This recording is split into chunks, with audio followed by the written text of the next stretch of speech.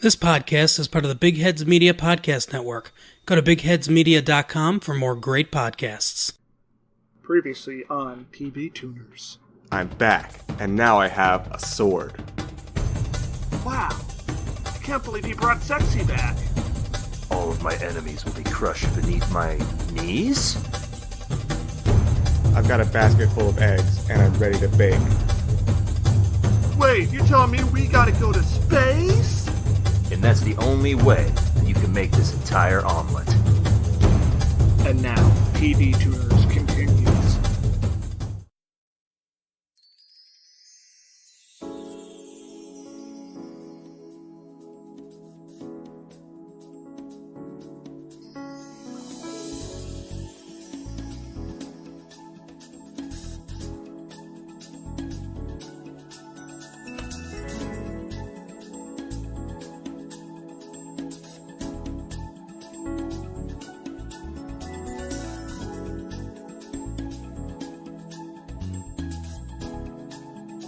Hi there, folks, and welcome to TV Tuners. It's a television podcast for the true fanatics. It's a weekly dive in the latest in TV news and reviews. With me, as always, is my co-host and lovable husband, EMT. Okay, lovable husband. Stairmaster. Hey, I could have gone professional. I could have gone all the way. Yeah, tell me another sports metaphor. One time I melted my shoe down and I keep it around in my pockets for good luck. Your shoe? My cleats. Oh. And with us, as always, is our other co-host and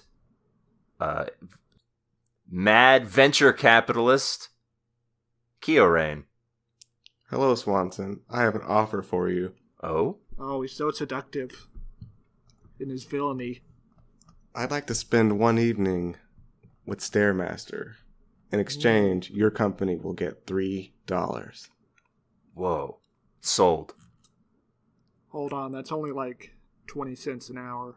Sold. Stair, you and I are going to be doing something very mysterious tonight. Well, let me take my shirt off first. Whoa. What? I feel more comfortable with moral ambiguity when I'm not wearing my shirt. Oh, okay. Yeah, like, you can keep your shirt on. We're not doing anything, like, sweaty. Oh, okay. No, morally sweaty? Like, physically sweaty. Maybe Oh, morally. Define morally sweaty? Like the trolley problem. Yeah, that is morally sweaty. You're gonna sweat if you're holding that lever. Lever. You're gonna sweat if you're holding that LeVar Burton. Oh, for sure. All right. I picture the trolley as a British scenario. So yeah, we call lever. it the train problem. Oi, me mum stuck to the tracks again. Oi, someone get her off the trains.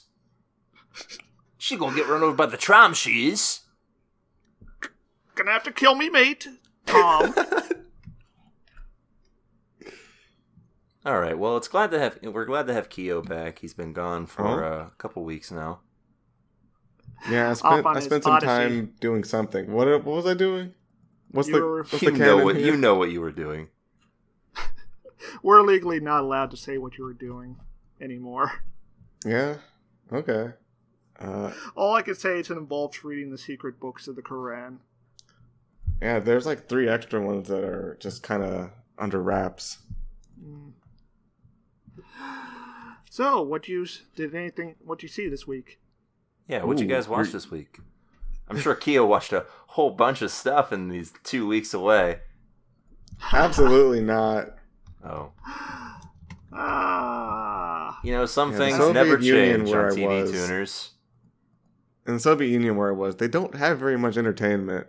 It's all very carefully curated. I didn't have much to watch. I've been watching Chernobyl still.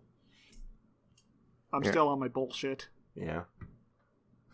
Yeah, is it making you happy? Do you feel fulfilled watching it? Yes. There's way less dick dong in this episode, though. Oh, no. No good. If I'm gonna watch horrors, I need horrors with dicks.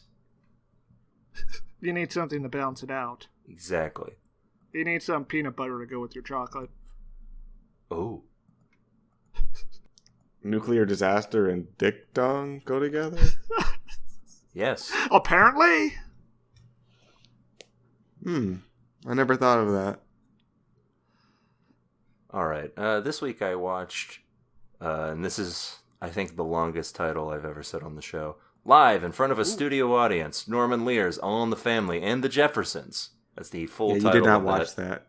I did. It was a thing that happened on ABC. Oh, you're gonna need to prove that you watched that to us. So is this like a crossover? I mean, it's not a crossover really. It's a remaking of two old scripts from both All in the Family and the Jeffersons with a quote unquote all-star cast. So our favorite characters from both shows do not meet each other in this. Well, no, that would be weird. That'd be a weird thing to hype up, considering that one was a spin-off of the other. Was this needed to have? Like, did we need this in our society, Swanson? No, but I mean, I would argue we don't need most of the remakes and revivals that happen on TV, so it was fun for what it was.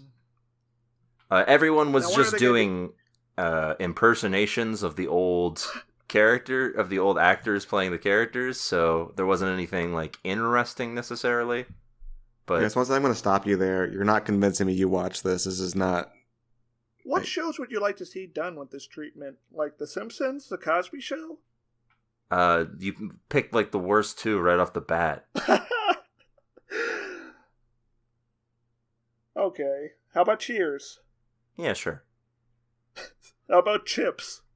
I mean, that'd be weird to see in front of a studio audience, but yeah, why not? That'd be fun. You could have like a projected street and they're on the little motorcycle props facing the audience. Anyway, it was mostly okay. They changed nothing about the scripts, which means that some of it was a little dicey. Ooh. Especially all of the racial talk, anything racial involving Archie Bunker does not hold up still. Did the audience boo?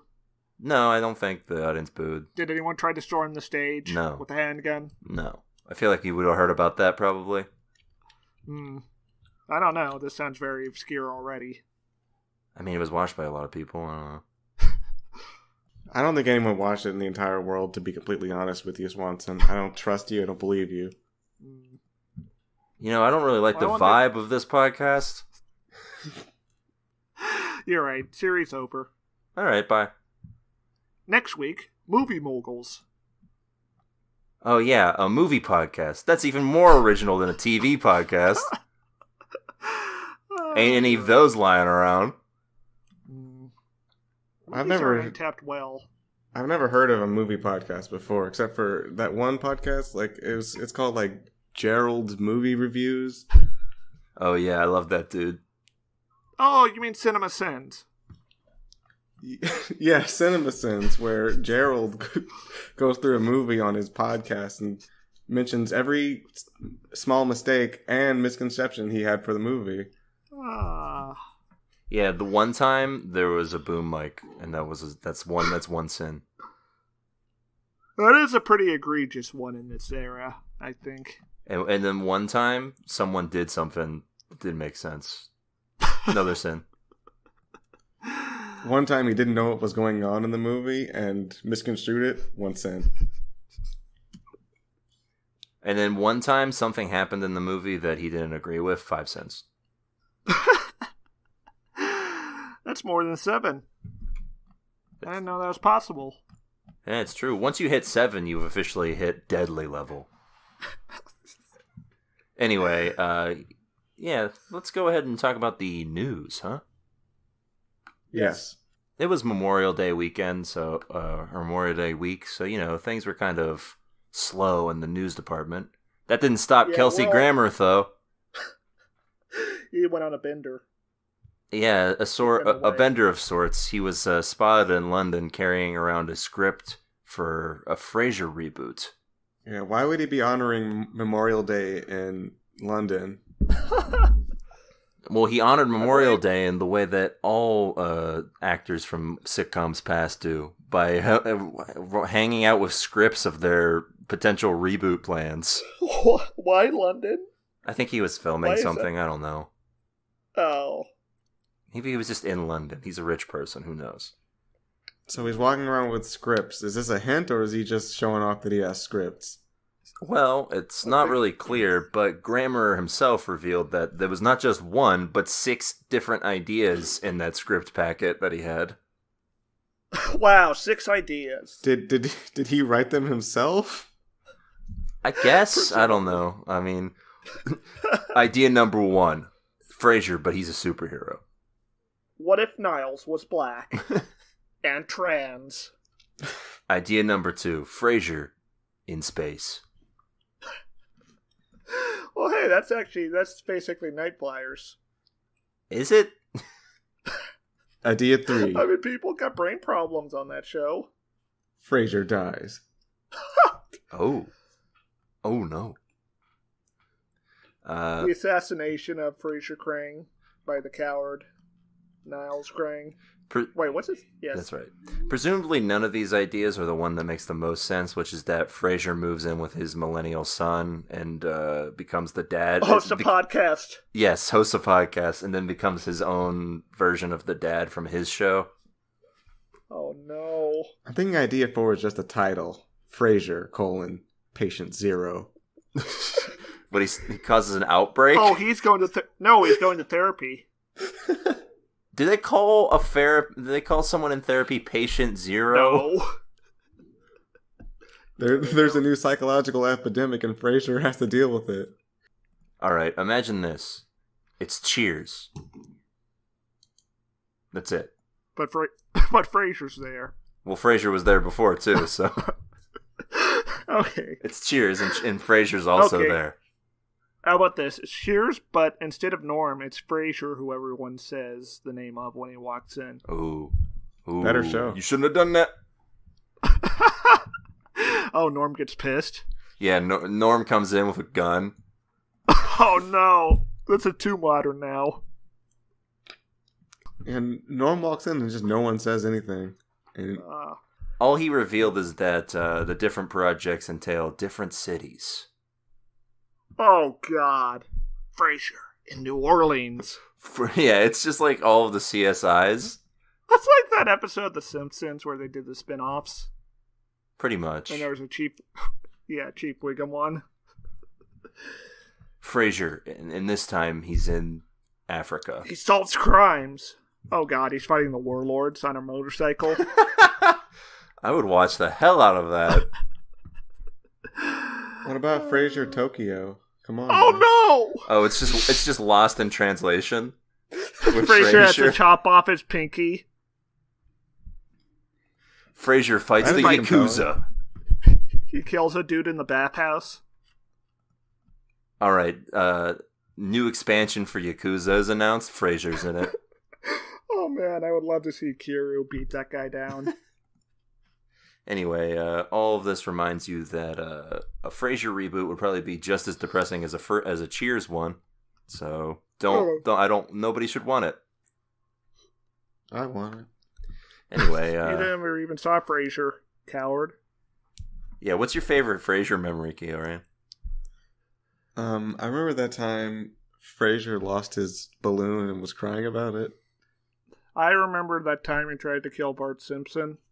Oh yeah, that was a good episode of Frasier. And then his brother was going to flood the town.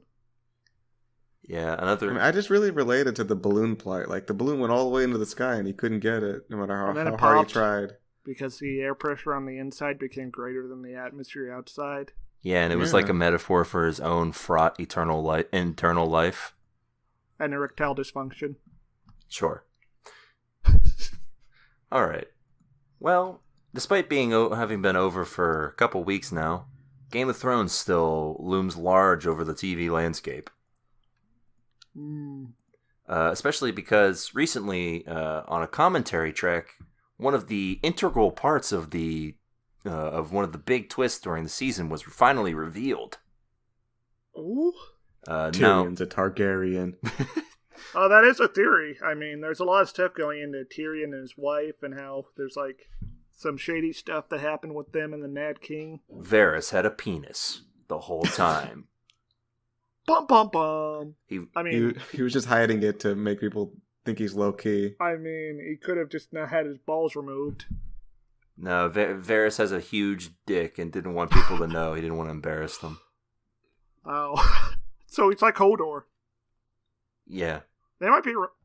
Varys was Hodor. There you go. Anyway, the part in question, of course, was Daenerys' turn into Mad Queen territory when she burnt all of King's Landing to the ground. Oh, she saw Varys' dick, and that drove her cray-cray. Exactly. Oh yeah, like when he was on fire. She saw his penis, yes. Oh no, what a waste! That's a perfectly good dick going to waste. Anyway, during the conversation, co-creator D.B. Wise commented that Daenerys' reasoning for blowing up the King's Landing was that the Red Keep, in that moment, symbolized all she and her family had lost, and the sight of it turned things personal. But she was about to take it back. Some could argue that this would only drive her to, I don't know, destroy just the Red Keep and not everything else around it. Or, not destroy it. Since it's literally a symbol of everything that's been taken from her, and she's about to take it back. Yeah, it doesn't add up even when you add in the fact that it doesn't, it's established in a goddamn commentary track and not in the actual episode that I'm watching. Oh yeah, that's a bigger sin, I think. Okay, but how do you cinema sin. How do you actually spell that out without it being really on the nose though? You don't have like a 5 episodes final season.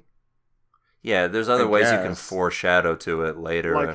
Like, I don't know, you could have a scene with her and Jon Snow like a couple episodes prior where she mentions how she's full of resentment. Yes, something like that. Where she goes on a rant about the Red Keep, and then later on she looks at it and she gets really angry. Or you have a scene where the small folk are kind of a dick to her. Like they call her a foreigner, a tyrant or something, and fling poop at her. Yeah, maybe don't fling poop at her, but... Before this final season came out, there were fake spoilers that said that was going to happen. And there were huge internet debates on whether that was true or not. Yeah, I think we bit the bullet on that one. The road not taken.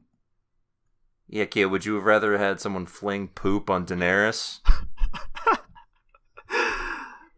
You're giving me like a false dilemma here. What would you do? Yeah, what would you have done? If you were Daenerys, Kieran, what would you have done? Would you have blown up the Red Keep? Would you have made a guy with a stronger claim to the throne than you, a legitimized lord of one of the strongest holdings in the whole kingdom?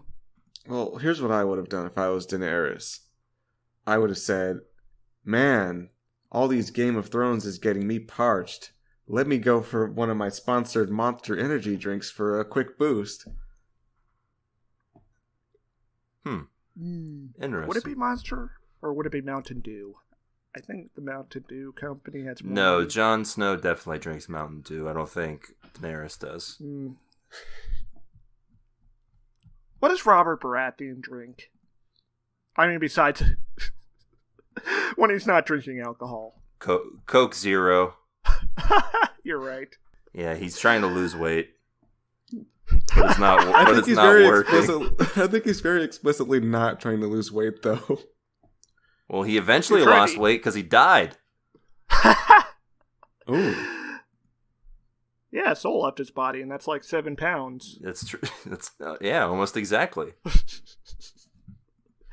We've all seen that Will Smith movie.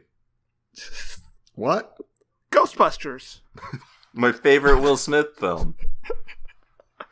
Oh man, what if Ghostbusters 3 had been a Will Smith film in the 90s? It's just like him and Ernie Hudson.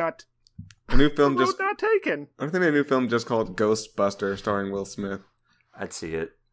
I would have put my ass in the seat for that. All right, what if they just made a film and it's Will Smith and Tommy Lee Jones, and they're not doing Men in Black, they're just doing Ghostbusters, and it's just Ghostbusters. Don't you need two other guys? No. Absolutely not. So, as long as there's more than one, it's Ghostbusters. Okay, what if it's Will Smith and Tommy Lee Jones and they're doing Sleepless in Seattle? Why? Because Brokeback Mountain would be too obvious. Oh, okay.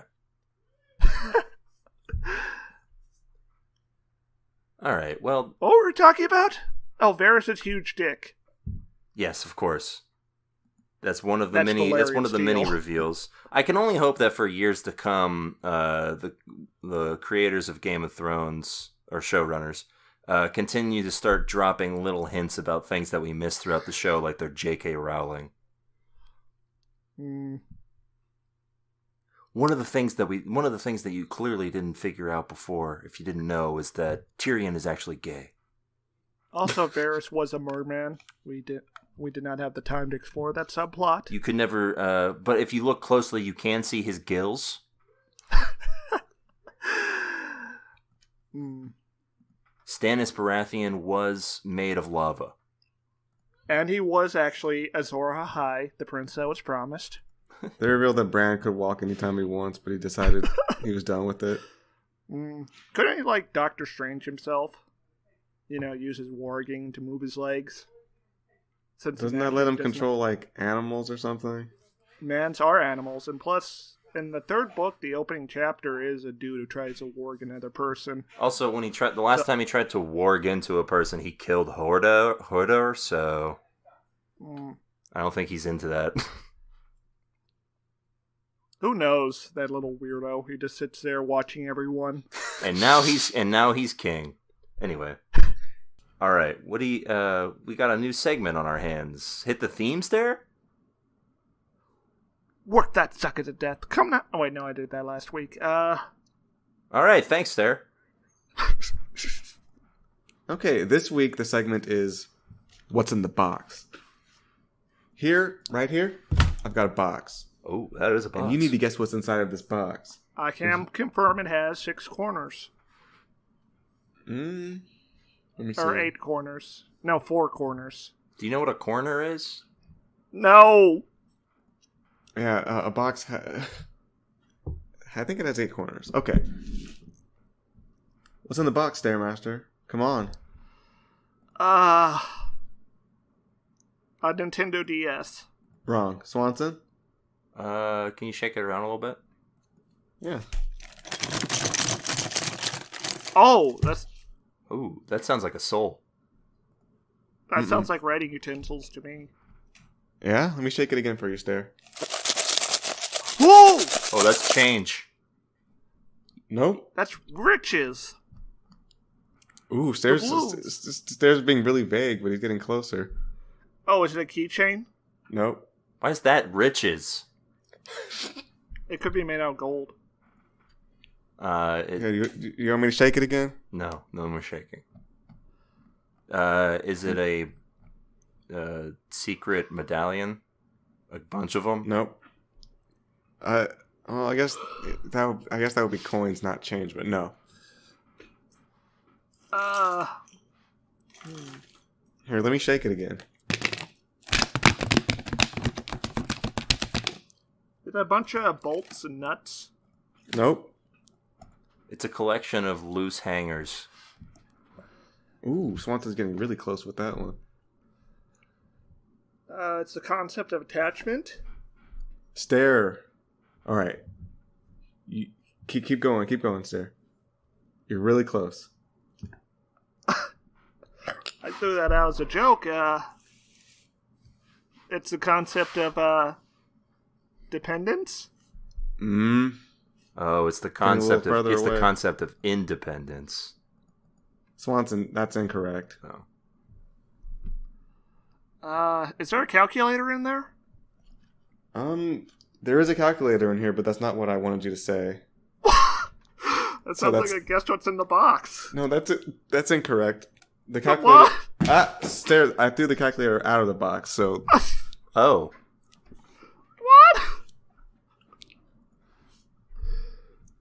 You have something, Swanson? Well, I was going to say it's the concept of perception. Here, let me shake it again. Oh, it's prison. Stair got it. And as a reward, Stairmaster, you get a month trip to prison. What? Oh, wow. No! That's Box! As established, sucking me in! Kyorain can teleport in and out of prison at will, so... No! Yeah. Unlike Stairmaster, who obviously cannot do that. Hold on a sec. Let me stick a microphone in this box for Stair talking to. Alright. Stair? Let me out, please. No, you're going to be in this box for the next month, so enjoy. Even the rest of the episode? Yeah. Well, I mean, that counts as a month, yeah. Oh, anything's possible with podcasting magic. That's right. So, Stair won, and Swanson, you get the runner-up prize. Oh. There's also a bunch of gold coins in the box. Oh, nice. So, here you go. Oh, man, look at these. There's at least 100. Yeah, you're rich. Ha. Oh, boy. Who needs podcast money now? Oh, do you need a pen to write with? Because there was also pens in the box. Yeah, I'll take a pen. Here you go. You want to sign a contract? Oh, what's it say? Well, I guess we'll get into it later. Oh, all right. 1 month later. We got another segment on our hands. It's time for Trailer Blazers. Hit the theme, Kyorain. Bum ba bum bum bum bum bum. Man, Bum bum. Man, I can't believe we had to wait over a month for Stairmaster to get out of that box and record the rest of this episode. I mean, my audio would have sounded terrible if we had not done that. True. I think it would have been fine. I'm sure people would have loved to hear me sound like this for 30 minutes. I love when Stairmaster does that impression of him in a box. It's a very obscure talent I've developed over the years. Yeah, let's put him back in the box. I want to hear that from the rest. No. Please. Okay, fine. I won't. Okay. All right. As always, on Trailer Blazers, we watch the latest and greatest in trailers. This week we watched 2. First up, Star Trek, Picard. Picard. Yeah, if I didn't know what Star Trek was, this what would have is been... Star Trek, Keo? So there's this man. His name is Spaceman. And he has a boat that goes into outer space, and it can go from planet to planet. Yes. Oh.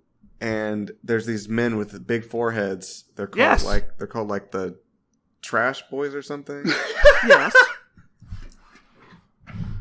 Hello, we are the Trash Boys. Ah, you're thinking of the Ferengi. We're the Trash Boys, and we're here to cause noise. Yeah, they cause a lot of problems. They like really mess up the boat, and they're like, Captain, the Trash Boys have landed. This garbage sheep is without honor. Captain, signal coming in from Trash Boys. Yeah, sometimes they land on a planet, and the planet's got like some weird people. Like sometimes it'll have like men with like a bunch of umbrellas, and it's raining, and they're like, "Wait, man, I need an umbrella," and they're like, "No, we don't share here on this planet. This is no share zone." Members of Starfleet, you have not organized your recyclables. That is dishonorable. And then, yeah, Picard would have to fight someone over recycling or something. Okay. No, Wesley. The burnables go in here. Okay, but seriously, I completely forgot who those aliens were who were bad in Star Trek. You got it right, the Trash Men. Yes, the Trash Also, Men. you meant the Klingons, I think. Okay, yes, the Klingon. That was close. Anyway, yeah, this trailer does not really paint a picture of Star Trek. It seems more like Vineyard. Yeah, it seems more like an episode of like some weird reality show where I'm watching Picard sort of just run a vineyard. Like that episode where he went back to his family vineyard. Is Or this that like other a episode. Is this like a series where Thanos like killed half the universe and now Yes. he's at a vineyard? Yeah, Picard has Picard, used the gauntlet, and now he's retired and living his life until the Avengers break in and behead him. What, spoilers? That's been out for over a month. Mm. Anyway, this Picard trailer just has a lot of like shots of vineyards, Whoopi Goldberg. and drones, and there's no Whoopi Goldberg. Wait, who was doing the narration then? It wasn't Whoopi Goldberg. I don't know why you would think it was. Wasn't she on Next Generation? Why would she be doing the narration for this? Because she was friends with Picard's character. I mean, there's a lot of Character. there are a lot of friends of Picard who could have done the narration. I don't think it was any of them. Mm. Oh well. Anyway, Picard himself doesn't speak at all, but he does look up at the camera at one point as if to say, "I'm here." Yes, this show's about me. That's all we know. Yeah. Anyway, So really, this is retirement. just banking on us caring about who Picard is, and that's about it, I think. yeah, pretty much. This is a trailer Yeah. specifically for people who are fans of Star Trek, and if you aren't, then this ain't for you. Meanwhile, Keo's just like, "Where's Janeway? I want more Janeway." No one wants want more more Janeway. Janeway. She was the lady captain. She was the best captain of all time. She didn't make any bad decisions. Where's Captain Sisko? I want more him. We're not ready for more Siska.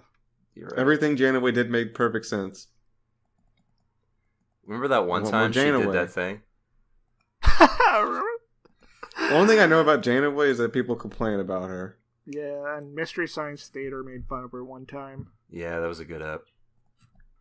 Anyway, it's important to remember anytime Janeway is brought up that there was an episode where she transformed into a lizard and had sex with another member of the team who was also a And they lizard. left those Like And a they left sexy the lizard? Or are we talking No. just like a lizard? regular. Ah. And then they left those offspring on a planet and never came back for them. What? Okay. It's the future. I'm not going to kink shame. Yeah, you do what you gotta do, up in the future. Hey man, they were stranded on the uncharted territories. Anyway, what kind of antics do you think Picard is gonna get up to?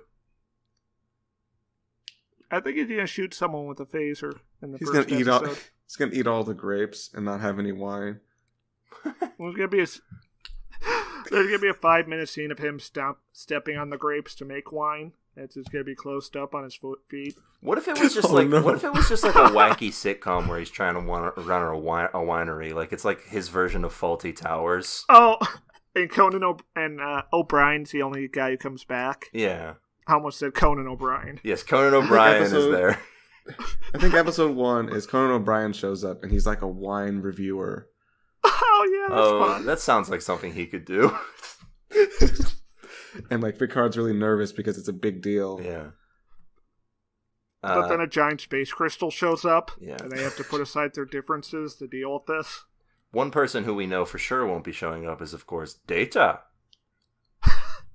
You've got better things to do. Well, no, No, I Data's think- dead in the canon, I'm pretty sure. I think the giant crystal should like knock over like the best batch Picard made. And he has to scramble to get one for Conan.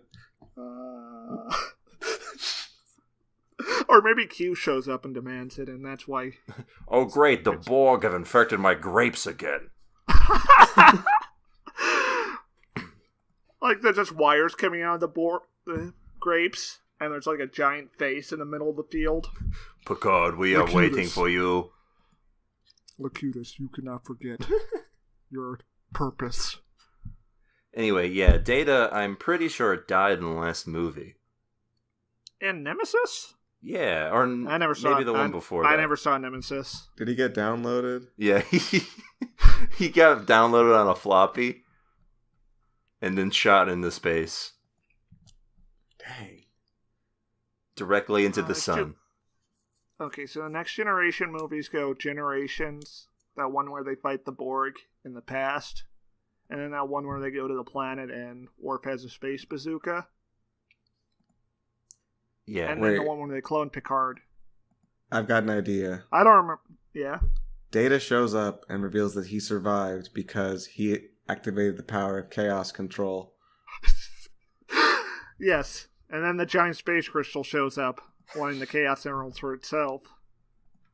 Because it wants to mate with them. Oh. And then Picard drinks some wine. And he's like, that's good stuff. That's good shit. And then Riker's like, Captain, it's 7 a.m. Never too early to drink some good wine.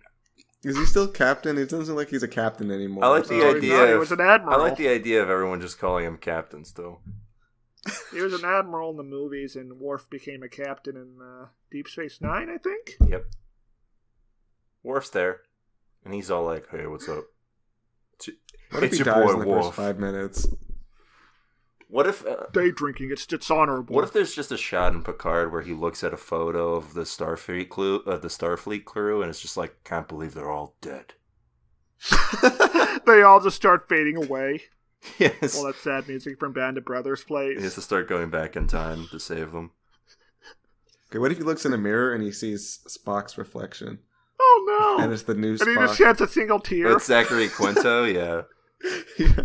No, it's the CGI Leonard Nimoy. Yeah, it'd be a good time. Anyway, the mysteries of Picard won't be revealed to us until whenever Coming Soon is. Tomorrow. They just drop all of it. I don't think they filmed anything, and that's why they had this teaser trailer out. That seems to be a pretty good guess. Now for a show that we already got a teaser trailer for that now has its full filmed version out, Swamp Thing. Yo, what that Swamp Thing do? It turns out what that Swamp Thing do is horror stuff. Infects people, I think? Well, that's not him. That's the polyphonic man. That sounds like a Doom Patrol villain. Well, it's a Swamp Thing. I think it's both, but it's a Swamp Okay. Thing villain primarily. So, there's zombies in this, right? Plant zombies.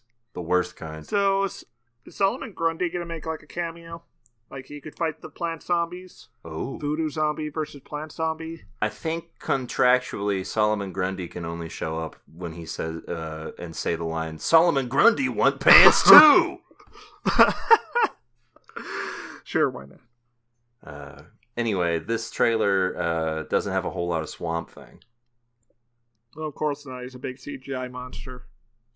I mean, he's So also... he only gets 5 minutes of screen time in the entire series. He's also, like... His actor also gets pretty top billing, which is weird. Who's he played by? I don't know, just Who's he played some by? dude in a suit. It's like how Okay. Jason's performer got, like, top billing in the later movies. That's Ray Parker and Peter Stewart for Ritz. Yeah. Anyway, instead, most of the focus on this goes to incredibly fake-named CDC operative Abby Arcane. Who is Swamp Thing's girlfriend in the comics, right? Correct, and she does meet a man named Alec Holland, which is depending on the continuity, either Swamp Thing himself or an assumed identity Swamp Thing thinks he is. Oh. Because things get weird with Swamp Thing. Anyway, The swamp is mysterious. in a lot of ways, Swamp Thing Thing does represent the mysteriousness of the swamp. Okay, is Swamp Thing a superhero or what's the deal? I'm It's like genuinely an anti-hero. confused about what Swamp Thing does. I mean, it depends on your interpretation. In this, it seems like he's more of like, I don't know, an anti-hero or a neutral figure who's like, don't come near my swamp. Well, what was he like in the Alan Moore or whoever? Yeah, he was more of like a reluctant hero, I guess. Mm.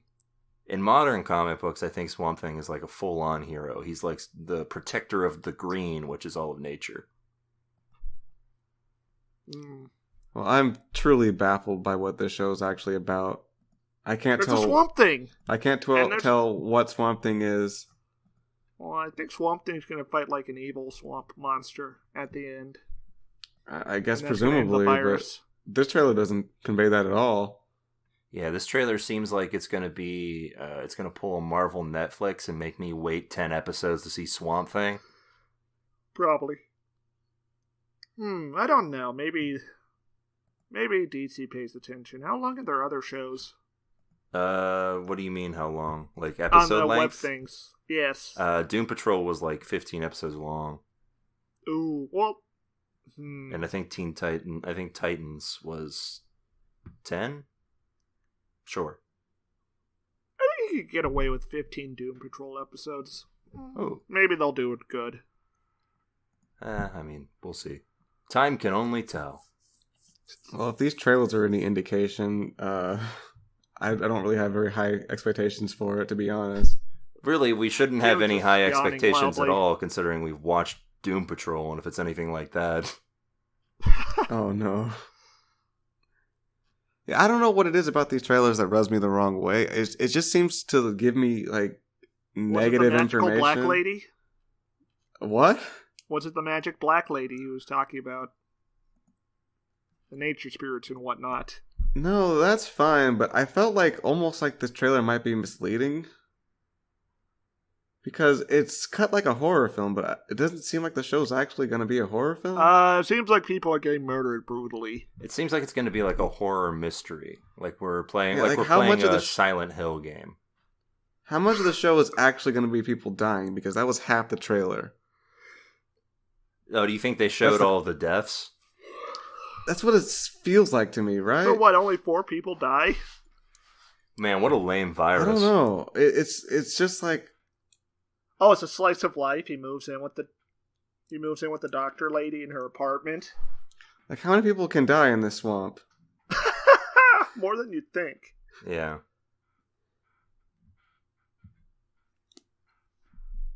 Am I off base here thinking that this trailer might be misleading? No, that's probably... That could be accurate. What they You're on should the do level. is just do, like, Contagion, but with Swamp Thing, so, like, just different...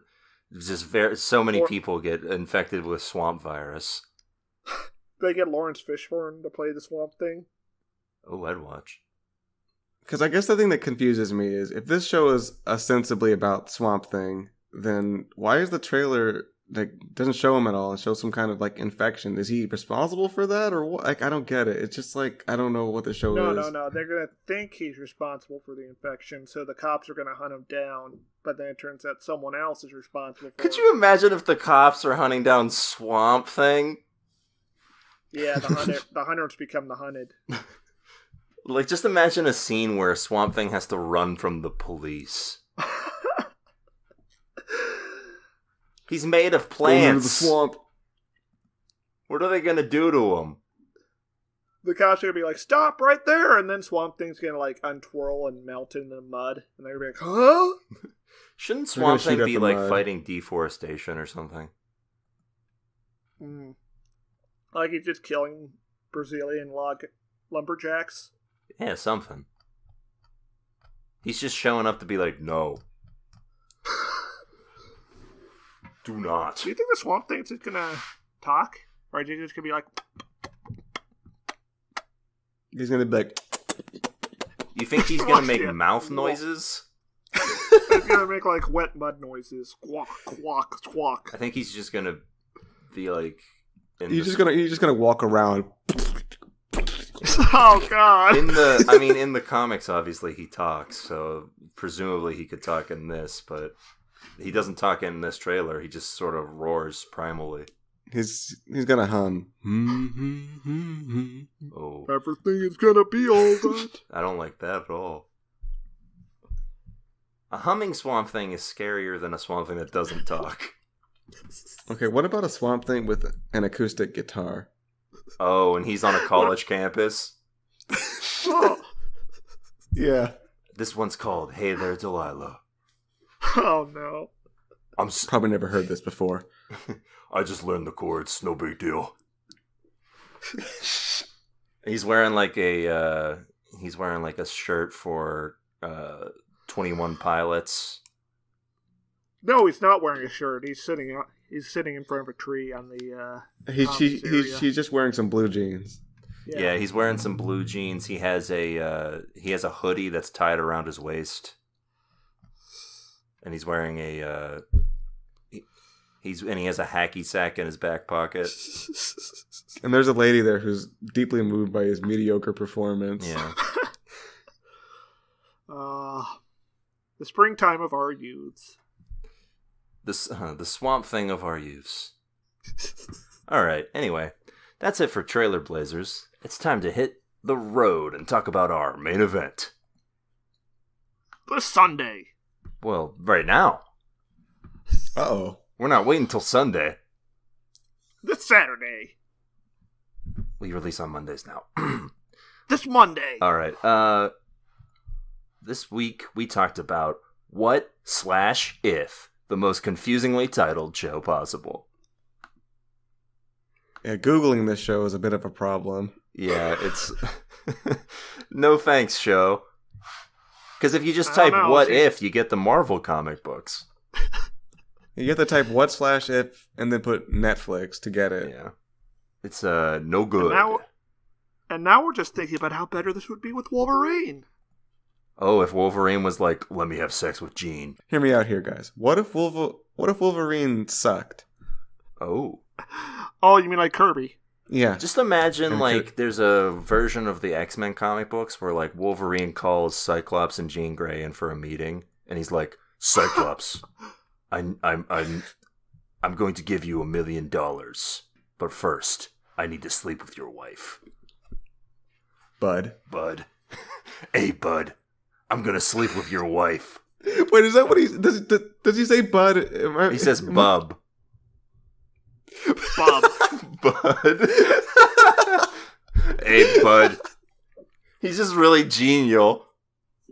He's gonna sleep with Cyclops. Jean, I'm gonna sleep with your husband, Bub. I like the idea of a really genial Wolverine, though. Hey, Bud. Who says? Keep up the good work.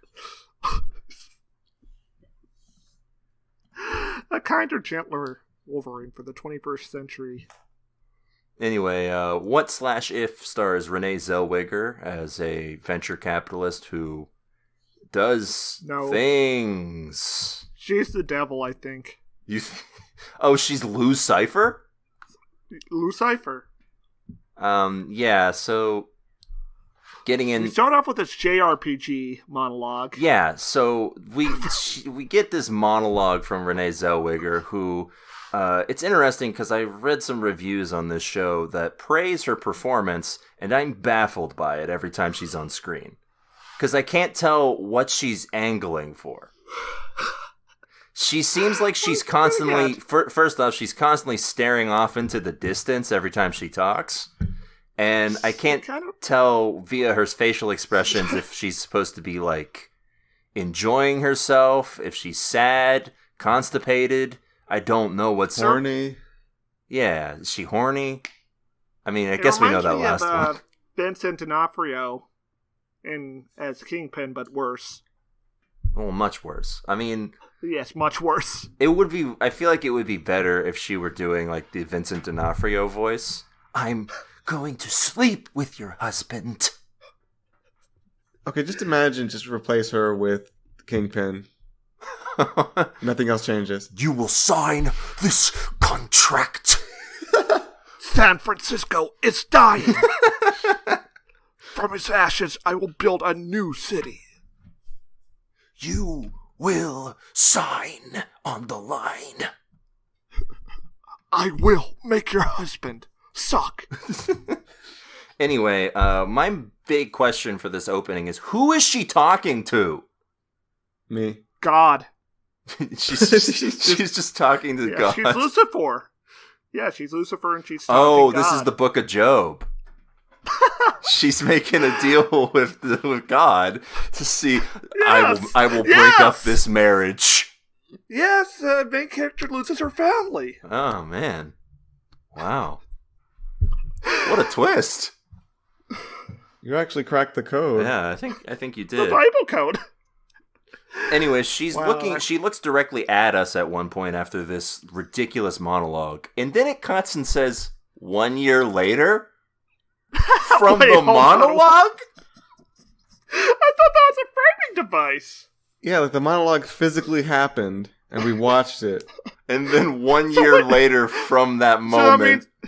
So that means it is diegetic. It's part of the world, so that means she had to be talking to someone. Was she, like, recording it? Well, she was clearly recording something. Oh, maybe this is for that book that everyone's reading. Do you think she murdered someone 1 year ago? And that's why she was doing that monologue? Yeah, she did it to the body. As you do. And then she included that monologue in her book? Yes. Do you think that's how she gets, like, the creative process? She just monologues and then she's like, oh man, I got lots of material for this book now. Yes, she kills people and feasts on their bones, and that gets the creative juice flowing.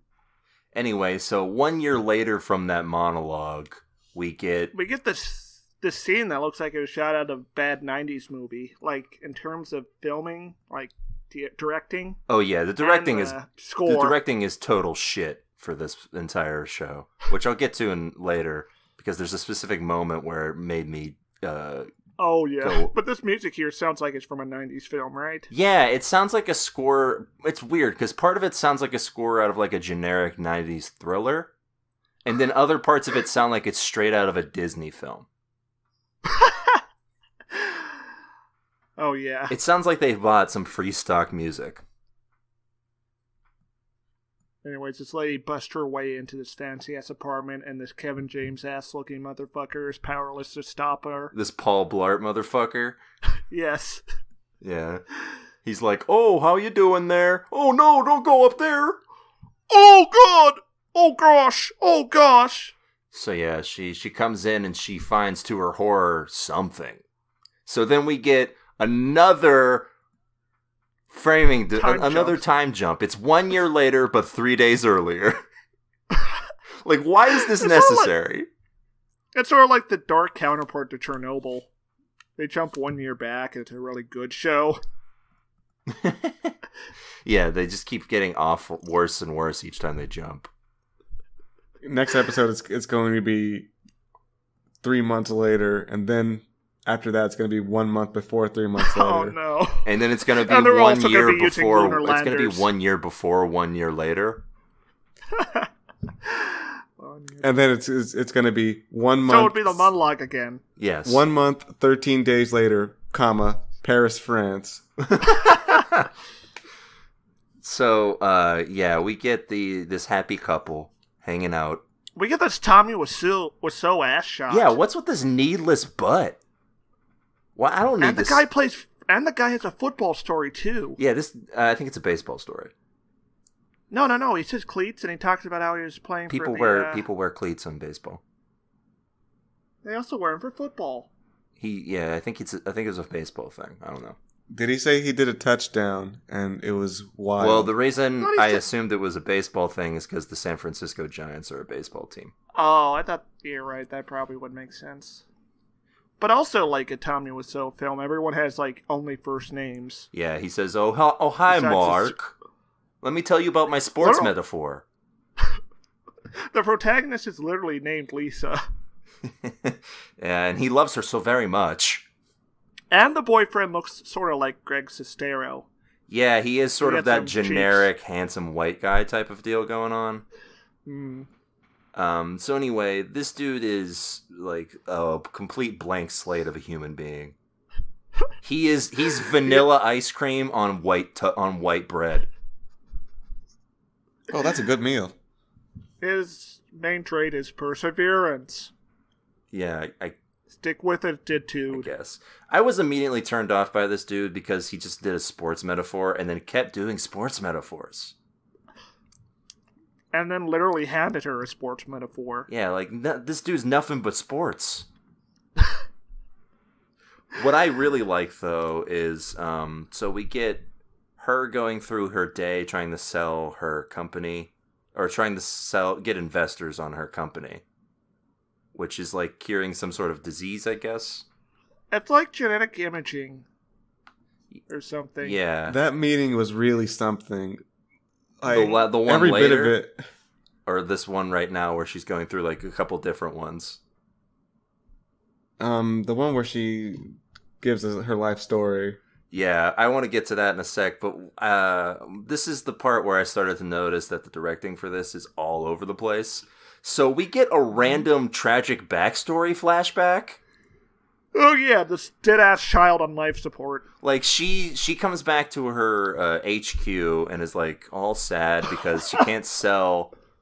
first off, she comes back to this, like, Silicon Valley bullshit HQ where it's all these... Like commune. Yeah, where it's, like, all these people and they're, like, playing, like, basketball or something. Well, they're not playing basketball, but, you know, they have, like, a little... One of those, like, mini hoops where you throw the little ball. They're doing free throw drills. Yeah, and they're, instead of, like, I don't know, working or doing something. And it's one of those, like, we have a beanbag area where we all sit on beanbags and think about ideas. Our country is... But she comes back, and her, like, confidant, who is apparently... Cassidy. Is that her name? Yes. Okay. She's, like, tells her, like, you gotta just, like, add moments from your life. And then we get tragic, like, we get her flashing back on, like, her tragic backstory. That's like a quick shot of a child on life support. Yeah, it's like, why do I need this, and why is it being done like this? It's called foreshadowing. It tells you what we're going to be... It's foreshadowing because it tells you what's going to happen, like, really soon. What killed that kid, yo? Will Yeah, there be more dead children in the show? It was Renee. They're going to explain it in 15 minutes for you. It was Renee Zellweger. She killed that kid. The way things are going. Anyway, so we also get introduced to generic black characters. Oh yeah, we get the scene with the boyfriend and his EMT buddy. And yeah, he's talking to his girlfriend who's clearly cheating on him, and he can't pick up the signs. Oh no! I meant when they were wheeling the burn kid in. Yeah, and then he immediately stops and talks to his girlfriend. What a couple of great guys, by the way. They're just they have this exchange where it's like, "Where's the guardian? She's a welfare mom. We can't pick her up." It's like, what the fuck? They're really supportive of this random kid who got burned. Yeah. Oh yeah, they just leave him there suffering for several minutes while they're distracted. He's like, "All right, well, I'll go on ahead, but you go ahead and flirt with your girlfriend who's cheating on you."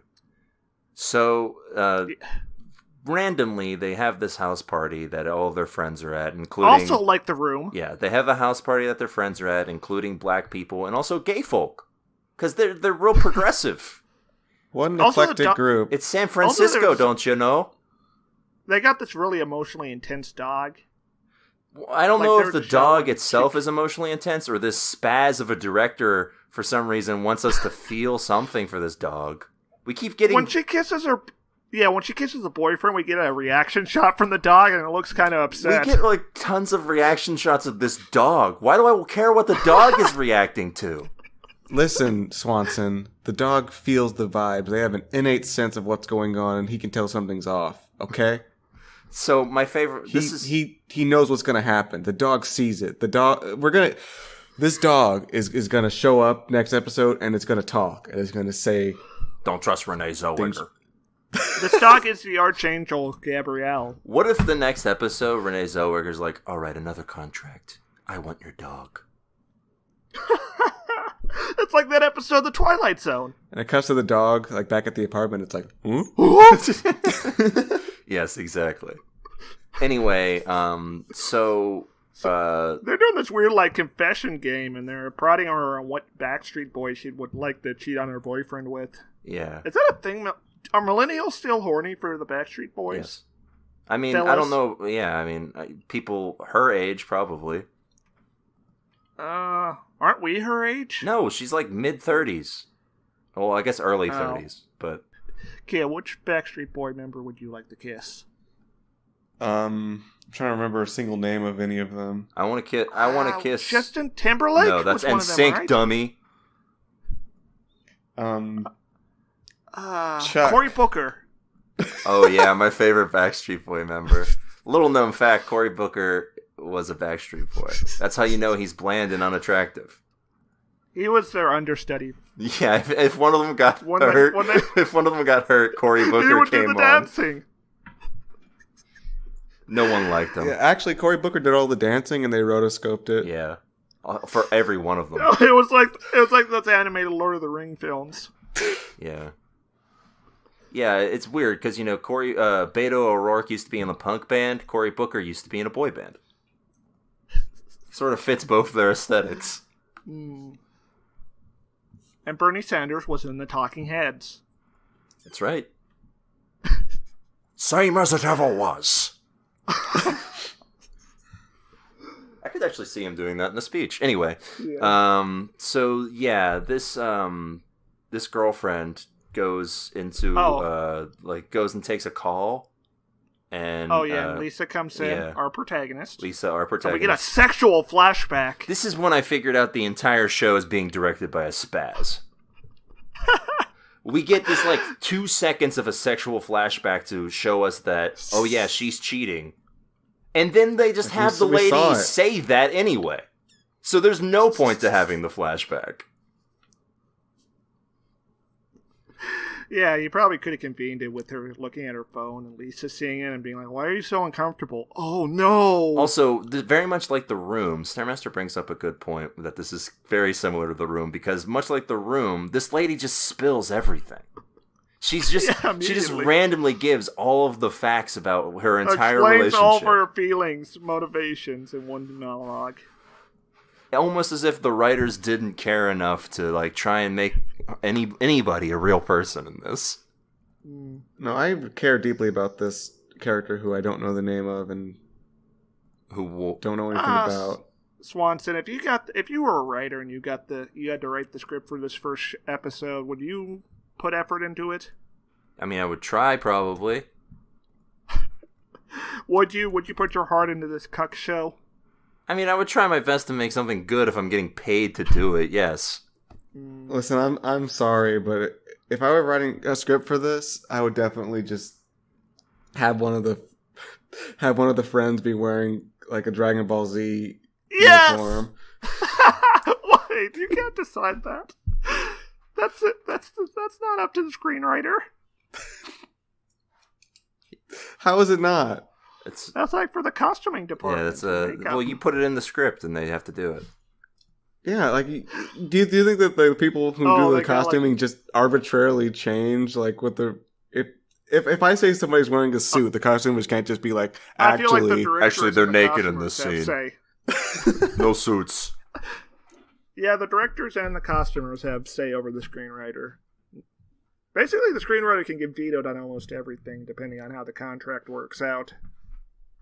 But if you say it's integral to the scene, I feel like it would happen. Well, we would have somebody comment on it so they can't edit it out. Oh, nice Goku shirt. Nice 1/8 statue of Goku.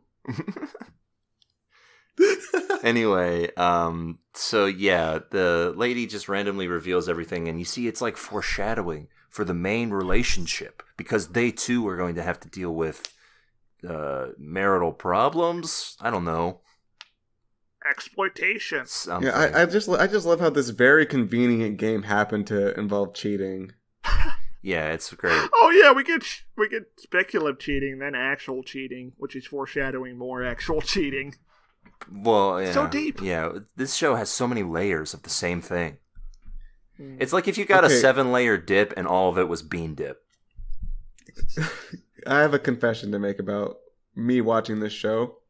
Uh-huh. I only skimmed the description of the show, and I swear I thought that there was going to be some kind of villain who gets everyone to cheat with them. Yeah, Lucifer. That's Renee Zellweger's power. Yeah.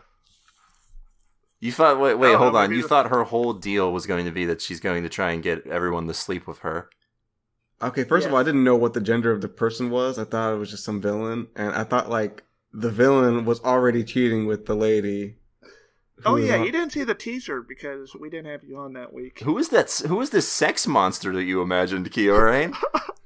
Godzilla versus the sex monster. Oh, tonight on TNT. Yeah, maybe an eccentric man in a suit who. Oh, Lucifer. Oh, you mean John Hurt's character in the movie that this rips off, Indecent Proposal. This show did a really good lampshade hanging on that, didn't it? Yeah. Anyway, so later we get an intimate moment between boyfriend and Lisa, where once again they just keep cutting this dog's reaction. Why do I think he hates it, or maybe he loves it. I can't tell. Yeah, like, first off, I can't tell what the dog is thinking. It's a dog. Second off... that's really bad, considering that, like, that's the most empathetic animal there is. And also the most empathetic character on the show. And this sex scene looks like it was shot by Tommy Wiseau. Yeah, first off, these two have the chemistry of wet fish. So, very tasty. Yeah, very tasty, but not very great put together. It's like a microwavable fish. And you're probably going to get poisoned by them. And, yeah. It's a puffer fish? Yeah, these two have the chemistry of a puffer fish left in the microwave. Oh, no. And so he comes out and he's singing Backstreet Boys, and we're supposed to be like, oh, how charming. But instead I'm just like, this is dumb. No. See, they make a joke because he's singing an NSYNC song. Uh-huh. Haha. Oh. That's all. Yeah, I have a question for you guys. What did this sex scene add to the show? Show that they love each other. Question mark. And it shows what's at stake. Question mark. That she's in danger of losing. Question mark. Is sex convincing about love? Is that what convinces you? Yeah, as we all know, you only have sex if you're in love with somebody. How can you have love without sex? It can't be done, I tell you what. See, okay, I was confused. Okay, so I was under the impression that if you want to establish love, you show something a bit deeper than that, not just referencing a party you were gay, just bro. at. Yeah, no, dude. That's pretty sus. Yeah, dude. How, like, you can show, like, these people really love each other because they're always horny all the time. Oh, bro, like, dude, there was this girl, I was totally in love with her, bro. And I knew that because, like, when I looked at her, bro, I was like, dude, like, bro. It was like, dude, I can't wait to get it in, bro. Yeah. Dude, my eyes popped out of my sockets like a horny cartoon wolf. Yeah, my heart bursted out of my chest, and I was like, I had to shove it back in there before I died, bro. Yeah, bro, totally. Yeah. Anyway, so, again, we get, first off, this dude, boyfriend is a jack of all jobs, apparently. He has, like, 3 jobs in this episode. What's this dude not doing? Well, he's an EMT, he's a bartender, and what else? Well, also now, apparently, he's whatever the fuck Renee Zellweger wants him to do. Oh, yeah. He's her sex slave. Anyway, it's a real commentary on how expensive it must be to live in San Francisco, where this dude has to make ends meet as an EMT and a bartender. Hey, man, it's expensive up there, man. Anyway, we get backstory that no real person would ever reveal. Oh, yeah, she just talks about her life at this business pitch instead of talking about how her product can make lots of money. Yes. So, before we get to him as a bartender, we do get her giving her speech again, and this time around... to this weird German man. Yeah, this weird German man who, I guess is supposed to be a recurring character, given the way he's framed and everything. And she gives, like, a speech where she shows her family, and she's like, this is my family. And he's like, oh, well, they're not the same color as you, so they can't be you. They can't be your family. Fraulein. Adoption doesn't exist. They are of pure stock, Fraulein. And instead of just saying, I was adopted, like a normal human, she instead gives her entire backstory to this guy. Her parents burned to death in a fire. What a weird thing to just reveal in a business meeting. Why is it burned to death? Is it because of Lucifer? Look, it's going to be tied into this stupid story because there was a fire in this... Oh, it's like a time loop. Yeah. Those kids are going to grow up to be Lisa. There's going to be like some dude, like a retired fire chief who's like the second villain. He's also cooking people. It's the guy who's having the affair with the lady. and he's the other villain. He's in cahoots. Oh man. Like the Okay, last... but seriously, this meeting, this is where the show really showed itself to me. It showed its true colors. Yeah, so she puts on this thing where she presents her life story. And then at the very end, she tacks on this very, very vague description of her product. Yeah, where she does not say anything about her company. The people at the meeting, most of them don't even have any input at all. I don't think those people even know what genetic imaging is. Yeah, first off, it's a meeting for a room full of people, but only 2 of them say anything. She did not get Oh fielded. yeah, none of them ask any questions or anything. No questions at all. It's like it's like the most Hollywood idea of how a meeting goes, where it's just like, all right, here's this thing I like, and here's how here's my life story, and here you go. Okay, better show. She goes on Shark Tank. Oh yeah, because you know they'd eat her alive. You don't have an actual product for us. $1 million and 80% of your business. And also, I sleep with your husband. So he would do that. But the way they resolve this is, it baffles me completely. The guy just says, "I'd love to invest in this because of your cancer backstory," but the pharma would sue us. They would eat us alive. Like, if you're going to bring that up, I know they just wanted to show that she got rejected, but that's so outrageously lazy. I couldn't believe it. You know how big pharma is, Kyorain. Always suing people for new things. And she had no rebuttal for that? They hate new procedures that they can charge thousands and thousands of dollars That's for. how it always works. They hate money. And it was literally a product that I think Big Pharma would like, because it was literally about making their product more efficient. And they can also withhold access to it to enforce scarcity easily. And what would the basis for this lawsuit be, even? Sorry, you can't do this research because... Oh, we're suing you for computers. And she has no rebuttal for it. She's just like, oh, okay, looks like I'm screwed then. Like, I'll die. What? Guess I'll go live in one of San Francisco's favelas.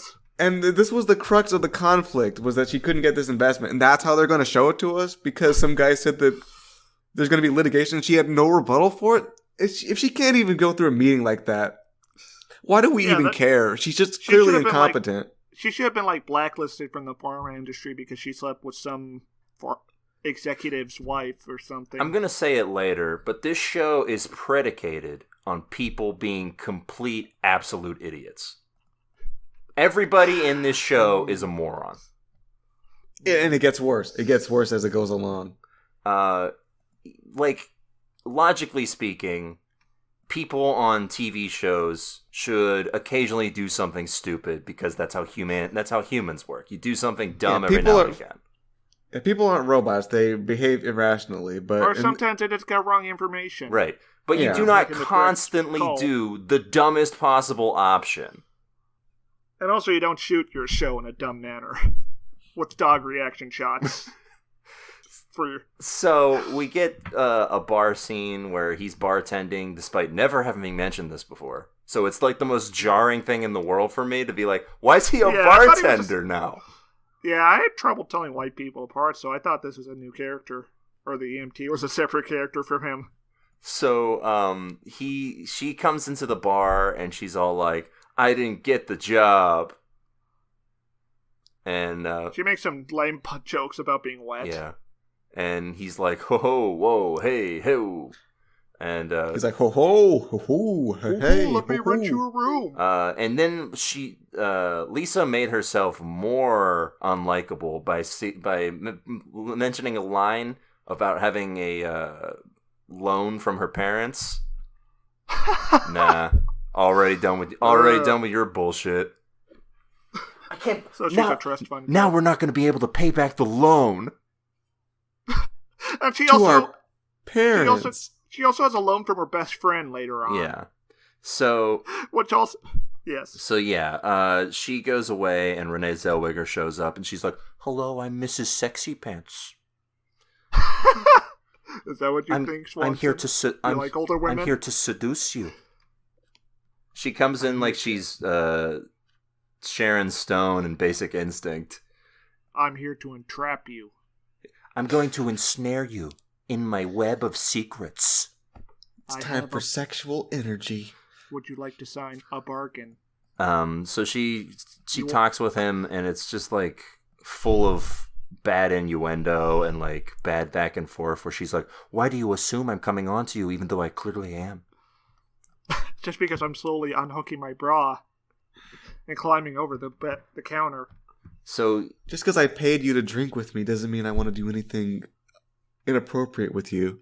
Just because I shoved you into an Uber and asked the driver to take us to Sucktown. Yeah, Sucktown is pretty close to you. Is pretty close to San Francisco. Normal place to visit. Nothing sexual about it, really. Yeah, I think it's in between San Francisco and Las Vegas. You know, it was founded by missionaries in the 19th century. Yeah. Back then, they didn't even know what fellatio was. Yeah. Well, back then it was called Souktown. Which was a former prayer. Yes. So, yeah. Then he after that, he goes upstairs. He rebuffs her advances and goes down upstairs, and they have sex again. God, these people. Oh, yeah, and this really poorly lit bathroom, and he ruins all of his clothing. Lisa says the most thoroughly unsexy line I've ever heard in anything, where he gets in the tub, or sort of in the tub, fully clothed, and says some line about something. About, he mentions squeezing or something, and she's like, "I can squeeze a lot more than that." I was like, ugh, what? How's it supposed to turn you on if you're getting into a bathtub with your clothes on? That would just feel bad. No good. So anyway, then we cut to him back in EMT. Now he's doing superhero shit. They go to give this kid a present or something, and the door's locked and smoke's coming out from underneath it. He's literally busting down doors like he's Steve Rogers. He's Spider-Man. At this point, I was questioning what this show was. This feels like a scene that someone came in and was like, "Yeah, Netflix wants it to be 50 minutes." Yeah, what the fuck is the setup? The family is locked in the bedroom because the dad is a crime dad's boy? It's a crazy arsonist man or something. He does drugs. This is Lifetime movie levels of bad. And the whole reason, presumably in this script, that it happens is so that we can get his flashback. Which is to murder. Yes. And not sex. He gets murder flashback. And also, these EMTs love this random boy so much that they're going to pay him a visit. Well, he got burnt badly. They felt bad. It's still just... No. Yeah, EMTs probably... EMTs, I believe, as a profession, don't really give that much of a fuck. Yeah. They're kind of desensitized. EMTs usually don't make house calls. Anyway, so, yeah, they go and they... He almost beats up his friend, and he snaps out of his rage, I guess. Yes. And there's this very skeptical fireman in the background. Yeah, and he's like, "You guys did a good job there. Good job." I'm going to tell Lisa's dog all about this. Very serendipitous how you were here. Yeah. It's not that's the police chief. It's not the firefighter, but... Oh, no. Well, yeah, but there's also a free action shot of this just no-name fireman looking at him. Yeah. I was talking about the police chief, so I wanted to clarify. Yes. Anyway, he comes in, he's like, "Yeah, there was a thing here, and you guys came just in time. Good job." It was like, it's almost like this scene was written on the last go-around before it got put into directing. This guy was a real piece of garbage. Session. You just got a real piece of garbage, boys. Good job. That guy doesn't even get a line of dialogue. The dad who locked him in the basement. We don't get any motivation or anything. Nah. It doesn't matter. It was literally just to establish this guy's backstory. You gotta understand, that woman, she's the devil. She sleeps with everyone. That would have been fun. That would have been fun. Foreshadowing. If for some reason it was implied that the fire was caused because he had sex with Renee Zellweger. Yeah, better show. So they get invited to this house party that she's having. Yeah, by Lucifer. Yeah, and they go and hear this contract offer from her, and they talk about the contract offer right in front of her to her face, where she's like, we can't trust her, and she's standing right there in the room. Like, why don't you wait till afterwards to talk about this? Yeah. And then we get that terrible aforementioned lampshade hanging, where they directly mention the thing they're ripping off. Yeah. No, that always works, right? Every time? No! When has it worked? Never, I don't think. In my case, it made it worse because I didn't know what they were talking about. I just then learned that it was a ripoff. Yeah, we also talked about that 2 weeks It's back. amazing, right? Isn't that great when you don't know they're ripping off something and then they call attention to it and you're like, oh, so this is even less original than I thought it was. So yeah, they're like, oh yes, it's kind of like that movie that's better than the show you're watching. Yeah. I thought it was a good movie. So perhaps a show will be good by transitive property. How can more of something be bad? Anyway, so yeah, Renee Zellweger offers this contract for a night alone with your husband. This is literally such a simple solution. Just say no. It's literally so easy to be like, you're weird, no thanks. But see, Swanson, this is a book of Job, so she has to lose everything. Yeah, so that she can be rebuilt again, thanks to God. Mm-hmm. Also, since they didn't convince us that the stakes were high, they literally added in a scene that ramped up the stakes in between the decision. Where she talked to her best friend, the worst lawyer ever. Yeah. All my cases this year have been pro bono. So what is this guy doing?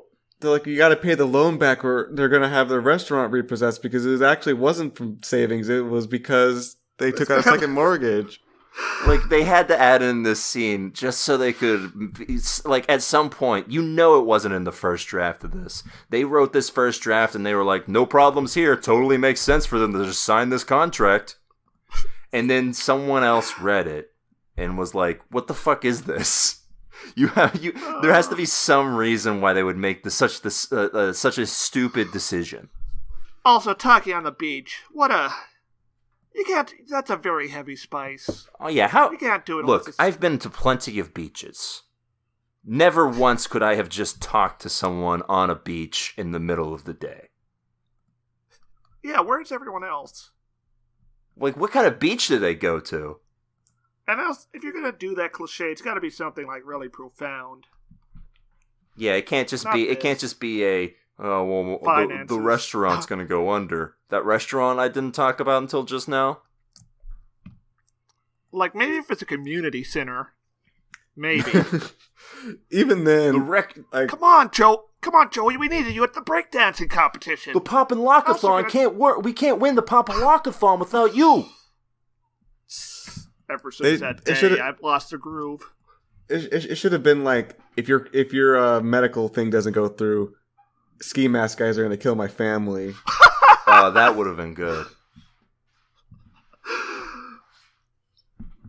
Anyway, so we get more ominous thunderstorms. Throughout this entire episode, the city of San Francisco has gotten more thunderstorms than in the last decade in the real world. Yeah, it's the mark of Lucifer. Oh, she controls, like, thunder, like she's Thor? Yes! Like, sort of... It's called an omen, Swanson. It's also called an Odin. And dogs know when thunderstorms are coming. There you go. Oh, so the dog knew. Wait, is the dog Yahweh? Yeah. You think the dog is God? Yes. He seemed to be very opinionated on things. Yeah, I guess. Just like God.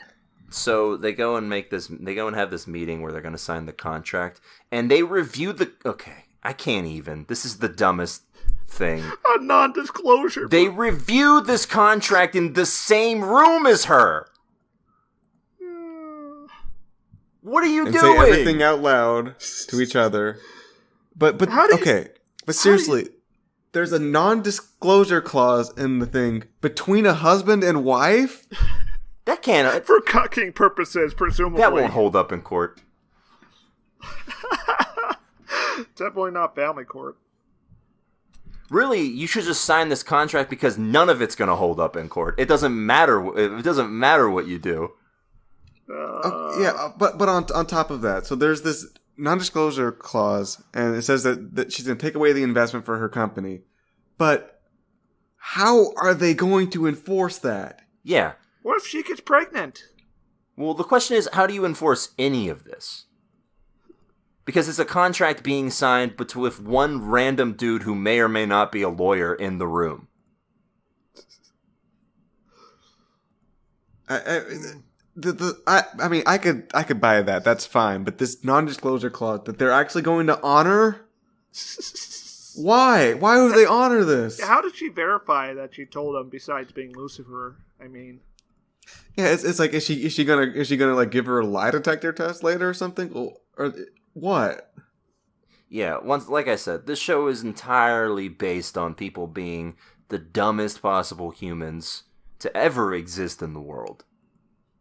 Like we mentioned The Room a couple times. I think the characters in The Room are smarter than these characters. Yeah, Tommy would have recorded everything. It's yes. Yeah, I mean, at least I think the characters in The Room weren't even like really that dumb. They were just kind of like randomly evil. Yeah, like at least they were somewhat smart. Although, I mean, arguably, Lisa and Mark do just sort of make out at Tommy's party. Yeah. They were very emotional, okay? Anyway, so yeah, they sign this contract. And we catch up with the 3 days later from before. Oh, but the music that plays during the sequence. Yeah. It's like,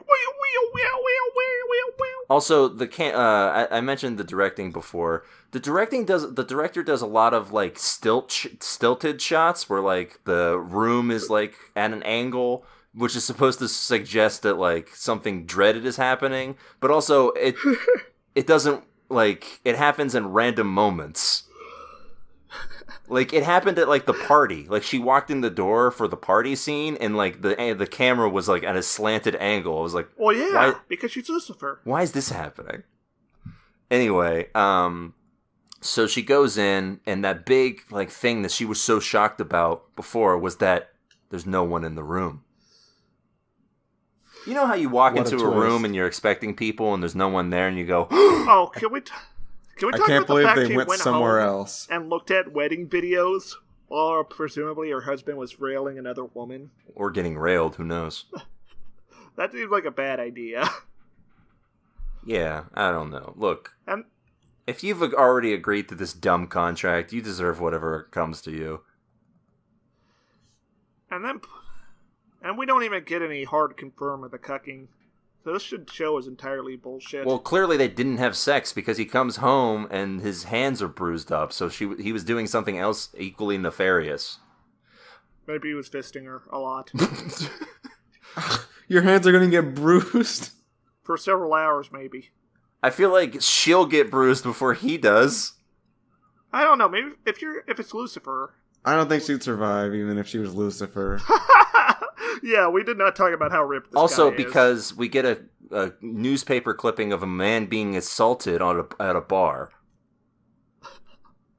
Yeah, she probably made him murder someone. Yes, or something stupid. So, my favorite part in this, the little stupid cherry on top of this completely dumb morality play, is the husband comes home and she's like, What happened? What's up with your hands? And he's like, look, I did the stupid thing, okay? I don't want to talk about it anymore. So hope you're happy now. You got what you wanted. This is the motherfucker. You're the one who suggested this. You big dumb moron. And then she's like, okay, look, I don't care about the company. Just tell me. He's like, no. I'm not going to. I can't breach the contract. She'll know. Like, why? Why? Who's gonna know? Who's gonna know? Is somebody recording you talking? What's going on? I mean, we do get the implication that she is keeping tabs on them because she has a picture of them in bed together. Which is one of the many pictures she decides to, I guess, burn in effigy later at the end of this episode. She does her most Lucifer shit right here at the end. Okay, so the penultimate episode of the season, the episode ends with the camera closes in on the dog. into its pupils, and you just hear this camera clicking. The dog is the camera. That's why. Okay, well, I've got a better idea than that. Oh. So last episode, there's like a climactic showdown Between the dog and Lucifer. And Dylan McDermott from hit TV series Stalker shows up. And also that airplane show. Yeah. And he's been investigating this because Renee Zellweger is a stalker. Oh, this is, what was his character on that show? Duncan?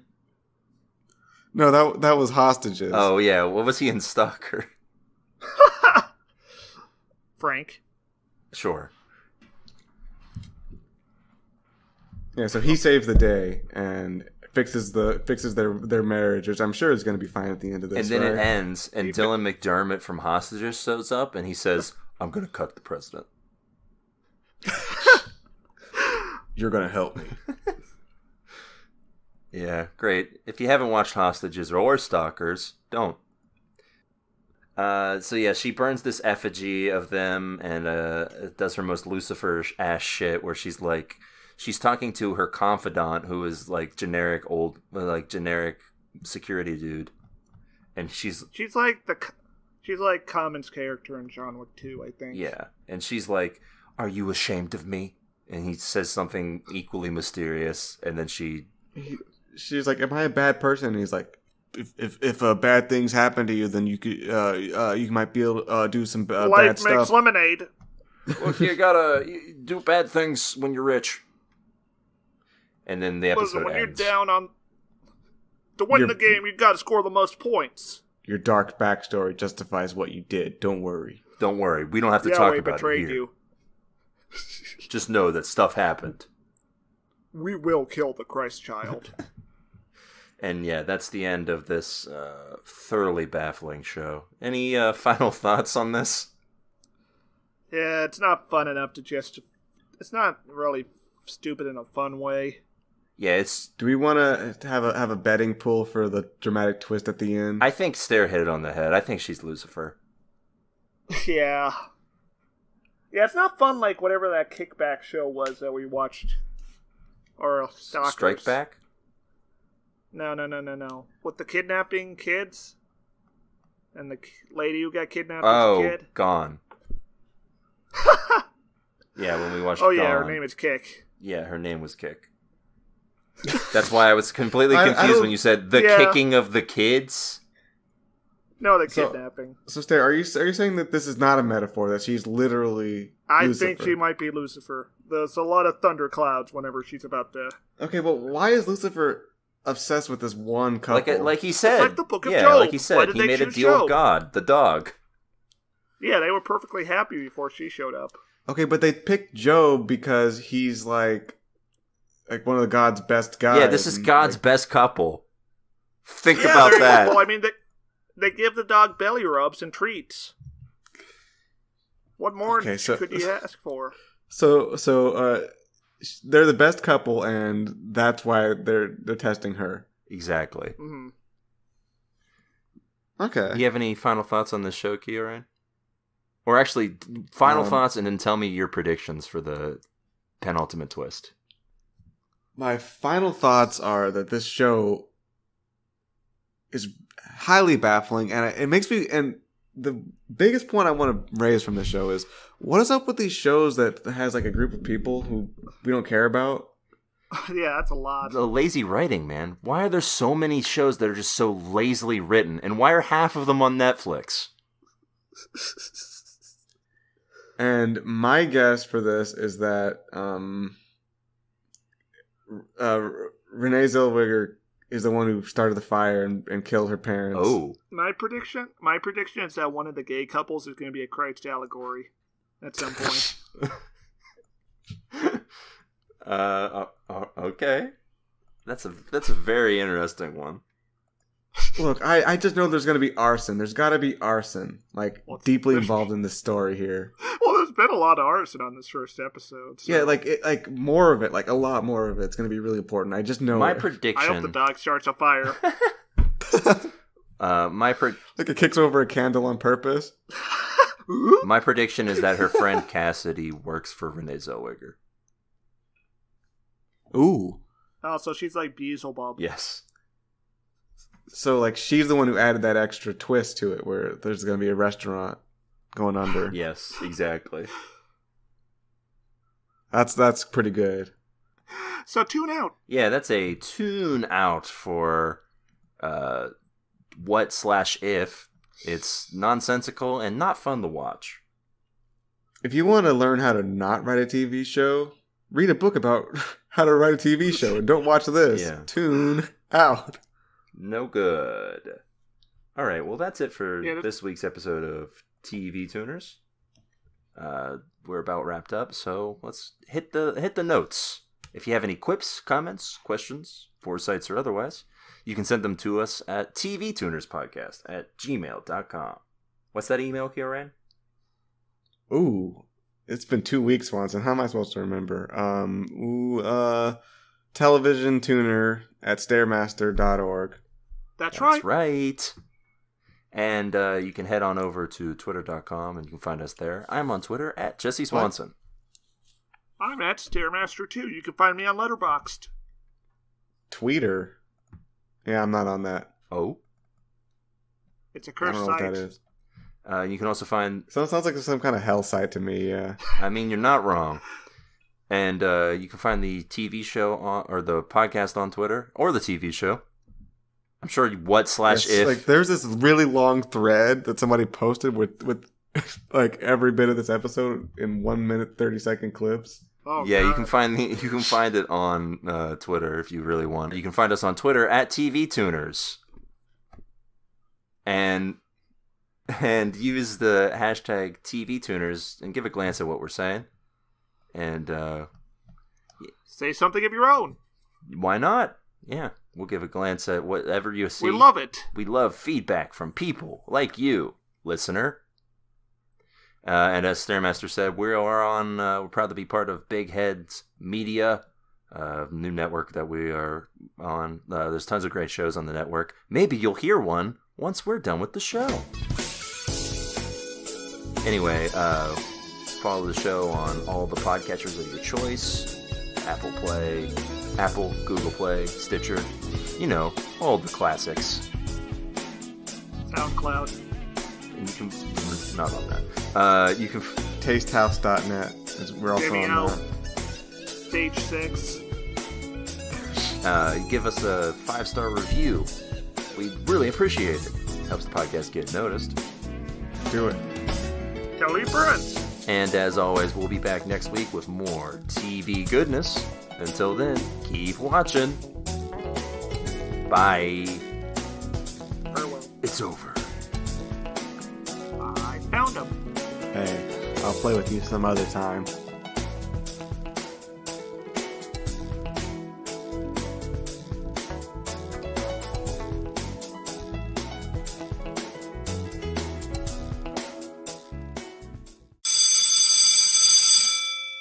Hi, it's Audra.